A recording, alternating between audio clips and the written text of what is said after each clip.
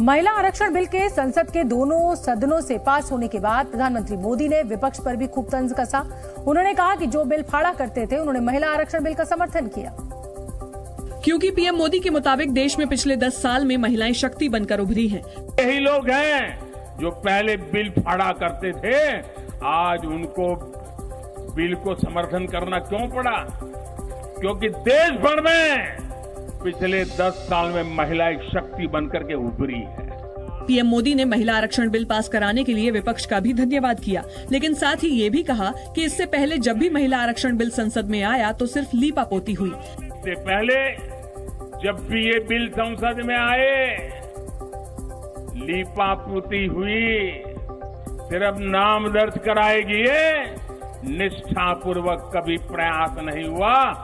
विपक्ष पर तंज कसते हुए पीएम मोदी ने कहा कि बिल का नाम नारी शक्ति वंदन रखने पर भी उनको तकलीफ थी। उन्होंने कहा कि नारी शक्ति वंदन के इस्तेमाल से कुछ लोगों के पेट में चूहे दौड़ने लग गए हैं। इससे पहले कल जब राज्यसभा से महिला आरक्षण बिल पास हुआ था, तब बीजेपी की महिला सांसदों ने प्रधानमंत्री मोदी का अभिनंदन किया था।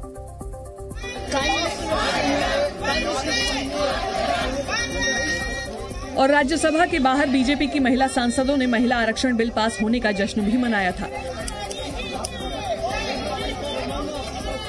जैसे ही पीएम मोदी सदन से बाहर निकले तो महिला सांसदों ने पहले उन्हें बुके दिए और फिर स्टॉल पहनाकर स्वागत किया। पीएम मोदी ने भी झुककर सभी महिला सांसदों का अभिनंदन किया और उनके साथ विक्ट्री साइन दिखाया। पीएम मोदी ने कहा है, महिला आरक्षण बिल का संसद से पास होना मोदी की गारंटी का सबूत है। ये हमारा कमिटमेंट था और आज हमने उसे पूरा कर दिया है। वहीं बीजेपी अध्यक्ष जेपी नड्डा ने भी महिला आरक्षण बिल के पास होने को ऐतिहासिक बताया है। अटूट निश्चय और पक्के इरादे के साथ प्रधानमंत्री मोदी जी ने ये नारी शक्ति वंदन विधेयक को समय पर ला करके जो पारित कराया है, इसके लिए भी हम उनका हार्दिक अभिनंदन करते हैं।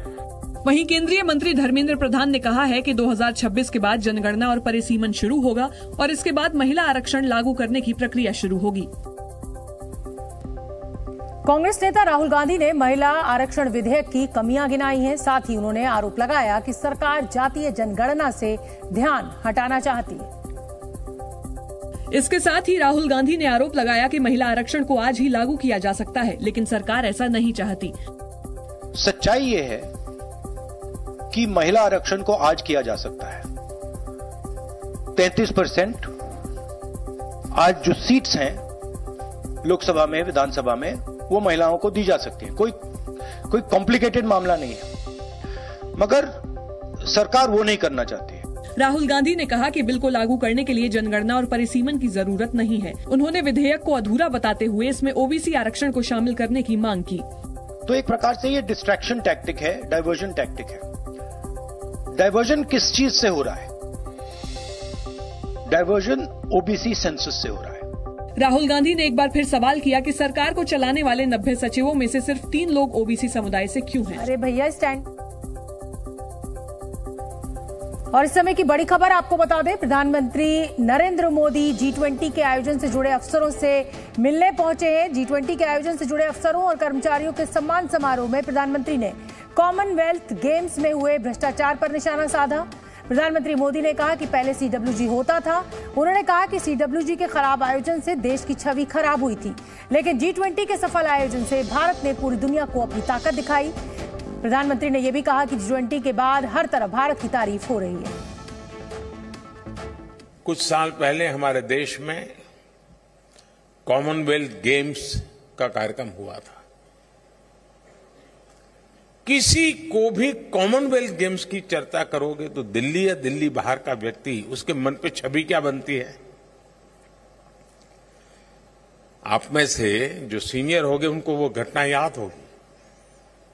सचमुच में वो एक ऐसा अवसर था कि हम देश का ब्रांडिंग कर देते, देश की एक पहचान बना देते, देश के सामर्थ्य को बढ़ा भी देते और देश के सामर्थ्य को दिखा भी देते। लेकिन दुर्भाग्य से वो ऐसी चीजों में वो इवेंट उलझ गया कि उस समय के जो लोग करने धरने वाले थे वे भी बदनाम हुए, देश भी बदनाम हुआ और उसमें से सरकार की व्यवस्था में और एक स्वभाव में ऐसी निराशा फैल गई कि यार ये तो हम नहीं कर सकते, गड़बड़ हो जाएगा। अयोध्या से रामेश्वरम तक जहां जहां भगवान राम के कदम पड़े थे वहां वहां राम स्तंभ लगाए जाएंगे।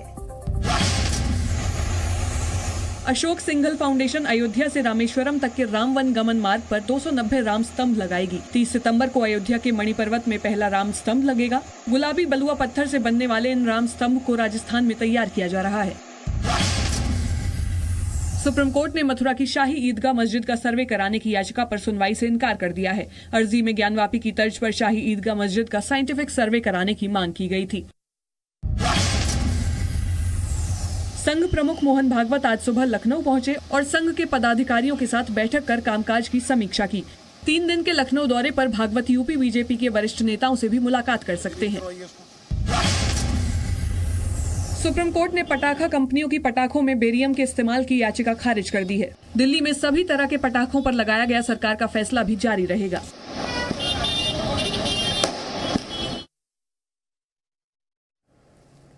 पिछले महीने अयोध्या के पास सरयू एक्सप्रेस में एक महिला कांस्टेबल सिपाही पर जानलेवा हमला करने वाला मुख्य आरोपी एनकाउंटर में मारा गया।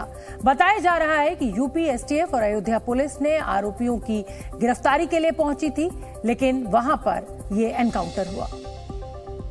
लेकिन पुलिस को देखते ही आरोपियों ने फायरिंग शुरू कर दी। जवाब में एसटीएफ और पुलिस ने भी फायरिंग की। बताया गया कि ये वही बदमाश थे जिन्होंने बीते महीने सरयू एक्सप्रेस में एक महिला कांस्टेबल पर जानलेवा हमला किया था। तभी से पुलिस इनकी तलाश कर रही थी। यूपी एसटीएफ ने सबूत जुटाने के बाद महिला कांस्टेबल को एक संदिग्ध का फोटो दिखाया, जिसकी पहचान आरोपी अनीस खान के तौर पर हुई। जब पुलिस उसको गिरफ्तार करने पहुंची तो अनीस और उसके साथियों ने पुलिस पर फायरिंग शुरू कर दी। क्रॉस फायरिंग में 2 आरोपी घायल हो गए, जबकि अनीस वहां से भाग निकला। इसके बाद पुलिस ने फिर उसकी तलाश में पूरे इलाके की घेराबंदी कर दी और पूरा कलंदर इलाके में उसे घेर लिया। इसी क्रम में उसके द्वारा पुलिस के ऊपर फायरिंग की गई, जिसके उसमें आत्मरक्षार्थ पुलिस के द्वारा फायरिंग में उक्त अभियुक्त को गोली लगी थी। पुलिस की फायरिंग में आरोपी अनीस को गोली लगी और वो घायल हो गया, जिसके बाद उसको अस्पताल में भर्ती करवाया गया, लेकिन इलाज के दौरान उसकी मौत हो गई। यूपी एसटीएफ ने बदमाशों पर 1 लाख रुपए का इनाम रखा था। अयोध्या में जिन इनामी बदमाशों से पुलिस की मुठभेड़ हुई, उन पर महिला कांस्टेबल पर जानलेवा हमला करने का आरोप था। बीते महीने 30 अगस्त को सरयू एक्सप्रेस में महिला कांस्टेबल खून से लथपथ मिली थी। जांच में पता चला कि अनीस और उसके साथी ट्रेन में महिलाओं के साथ बदतमीजी कर रहे थे। जब महिला कांस्टेबल ने अनीस और उसके साथियों को ऐसा करने से रोका तो उन्होंने उस पर जानलेवा हमला बोल दिया। बुरी तरह जख्मी महिला कांस्टेबल को छोड़कर अनीस और उसके साथी वहां से फरार हो गए। कई घंटे बाद कुछ लोगों ने महिला को घायल हालत में ट्रेन में देखा तो उसे अस्पताल में भर्ती करवाया गया। इस वारदात की जानकारी मिलते ही इलाहाबाद हाईकोर्ट ने मामले में स्वतः संज्ञान लिया था और चीफ जस्टिस प्रीतिंकर दिवाकर ने रविवार रात 3 सितंबर को अपने आवास पर ही अदालत लगाई थी। इसके बाद सीसीटीवी, मोबाइल सर्विलेंस और इलेक्ट्रॉनिक सबूतों के आधार पर पुलिस आरोपियों तक पहुंची। जी न्यूज़।